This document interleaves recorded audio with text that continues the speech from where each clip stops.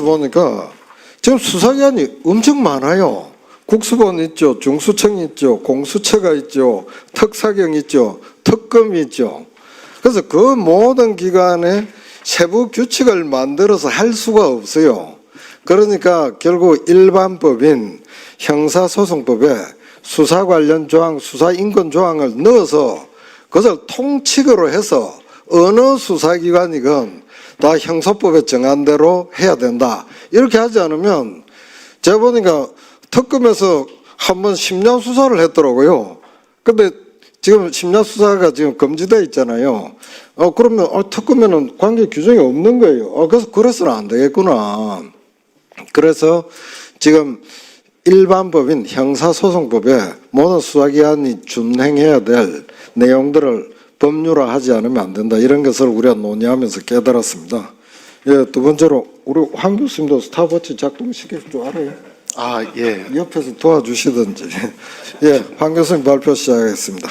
네, 감사합니다. 구체적인 개정안 조문들이 여기에 나옵니다. 네, 감사합니다. 황문규입니다. 한동수 변호사께서 형사소송법의 개정 방향, 주요 쟁점에 대해서 말씀을 해주셨고요.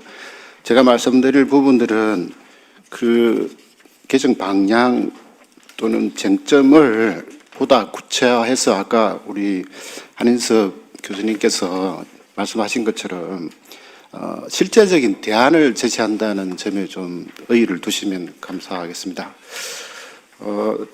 수사 기소 분리를 위한 마지막 여정을 남겨두고 있습니다.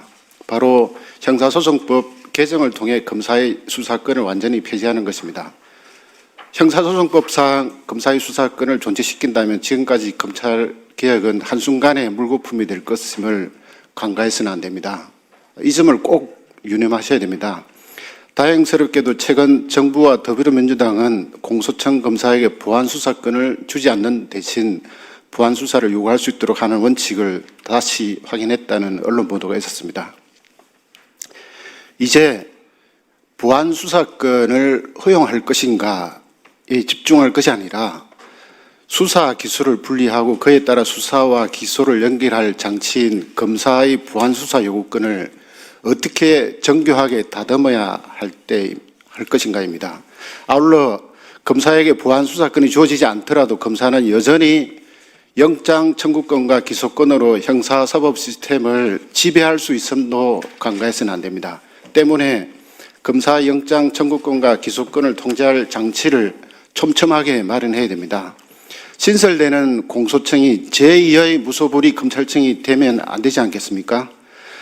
아울러 기왕 형사소송법을 개정하는 것이라면 그동안 수사 과정에서의 인권 보호를 위한 장치를 보다 강화할 필요가 있겠습니다. 그리하여 그간 인권 옹호 기관이라 내세우면서도 정작 수사 과정에서의 인권 침해를 무시로 해온 그러나 어떠한 통제와 견제도 받지 않았던 검찰에서 벗어나 실질적인 인권이 보장되는 선진적 형사사법 시스템을 구축해 나가야 할 것입니다.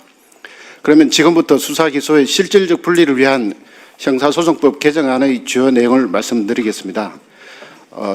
여기서 말씀드리는 부분은 논의의 기초를 제공한다는 점에서 이해해 주시면 감사하겠습니다. 완성도가 다소 미흡한 부분이 있을 수 있습니다. 자료집 45페이지 검사의 수사권 폐지 및 관련 규정 재정비입니다. 공소청 검사가 직접 수사를 행하기보다 법률의 파수꾼이 될 수 있도록 공소관의 역할에 집중하게 하기 위함입니다. 검사의 직접 보안수사권을 폐지해야 됩니다. 이 경우 제196조 검사의 수사 규정, 제197조의 4 수사의 경합 조항도 불필요합니다. 그리고 198조 수사의 준수사항에서 주어에서 검사를 삭제해야 됩니다. 제197조의 2 보안수사 요구 조항을 재정비해야 됩니다. 자료집 46페이지입니다. 여기서는 우선 수사 지연의 문제를 해결할 수 있도록 검사의 보안수사 요구 이후에도 해당 검사가 보안수사 요구한 사건을 계속 관리하도록 명시할 필요가 있겠습니다. 또한 경찰 등 수사기관이 보안수사 요구를 신속히 이행할 수 있도록 수사기관의 이행 의무 기간을 명시해야 될 것입니다. 긴급한 경우 긴급 보안수사 요구권도 따로 명시해야 할 필요가 있겠습니다. 아울러 사경이 정당한 이유 없이 검사의 부안 수사 요구를 이행하지 않을 경우 해당 사경의 직무 배제 또는 교체 요구를 명문함으로써 부안 수사 요구의 실효성을 강화할 필요도 있겠습니다. 다만 검사가 부안 수사 요구를 하는 경우에도 부안 수사를 할 것 등과 같이 아주 추상적이고 무책임한 요구의 간행도 개선할 수 있도록 문서로 부안 수사의 요구의 대상, 방법, 절차, 시기 등을 명시하는 등 부안 수사 요구를 표준화할 필요가 있습니다. 자료집 47페이지입니다. 시정조치 요구 및 재수사 요청권의 재정비입니다. 검사의 부안 수사를 전제로 경찰 등 수사기관이 송치한 사건에 대해서도 검사의 직접 부안 수사를 배제하고 부안 수사 요구에 준하는 방식으로 해결해야 합니다. 이를 위해서는 제197조의 3 시정조치 요구, 245조의 8 재수사 요청 규정을 정비해야 됩니다. 이와 더불어 245조의 7 고소인 등의 이의신청 규정에서 이의신청의 주체를 국민권익보호 차원에서 종래 고소인에서 고발인으로까지 확대하되 이의신청 기간을 30일 이내로 제한해 수사 대상자의 법적 불안정 상태를 조속한 시일 내에 해소할 필요도 있겠습니다. 자료집 49페이지입니다. 검사의 직접 수사를 배제함에 따라 수사의 주체에서 검사를 삭제해야 됩니다. 굉장히 많기 때문에 저는 예시를 들겠습니다. 222조 변사자의 검시 주체에서 검사를 삭제하고 체포영장에 의한 체포, 긴급체포, 구속, 압수수색 등 강제수사의 주체에서도 검사를 삭제해야 할 것입니다. 이에 따라서 312조 제1항 검사 작성 피의자 신문조서의 증거 능력, 검사 작성 진술조서, 검정의 증거 능력에 관한 규정도 존치할 필요가 없을 것입니다. 자료집 51페이지입니다. 부안 수사를 대체할 사실 확인 제도의 도입입니다. 검사의 직접 부안 수사권을 폐지한다면 서면 기록에만 의존할 수 없는 실무적 한계를 극복하기 위해서 구속영장 청구 또는 기소 여부를 판단하는 목적으로 조사 또는 면담 등과 같은 사실 확인 절차의 도입을 검토할 필요가 있겠습니다. 이는 수사와 기소 사이의 공백을 메우고 절차의 정당성을 확보하는 매개체로 기능할 것이라는 점에서 더욱 그러합니다. 다만 이러한 면담의 필요성을 인정하더라도 이것이 부안 수사권 폐지를 무력화하는 우회적 수단으로 악용되지 않도록 엄격한 통제장치가 반드시 마련되어야 됩니다. 면담, 사실 확인의 법적 성격도 형사소송법상 수사가 아닌 기소 여부 결정을 위한 사전적 절차로 규정하여 양자의 이론적 경계를 명확히 획정해야 됩니다. 이처럼 검사의 비수사적 대면 절차를 통한 사실 확인을 도입한다면 공소 제기 전에 피고인을 피의자로 조사했거나 그 조사에 참여하였던 자의 이른바 제316조 규정의 조사자 정언에 사실 확인 절차에 관여한 검사도 포함하도록 할 필요가 있겠습니다. 왜냐하면 검사의 사실 확인 절차는 피고인이 된 피의자의 수사기관에서의 진술과 법정에서의 진술을 불일치하게 만드는 데 일정 부분 영향을 줄 것이라는 점에서 특히 모순 진술이 있는 경우라면 더더욱 법원으로 하여금 수사 절차상의 위법 행위 및 사실관계의 변화 등을 확인하게 할 필요가 있겠습니다. 자료집 53페이지입니다. 검사의 수사 지휘권을 폐지하는 부분입니다. 검사의 직접 부안 수사권이 폐지되면 검사의 수사를 뒷받침하는 검찰의 직접 수사 인력도 잔존시킬 필요가 없습니다. 따라서 검찰청 직원에 대한 검사의 수사 지휘권에 관한 제245조의 9 규정도 폐지해야 할 것입니다.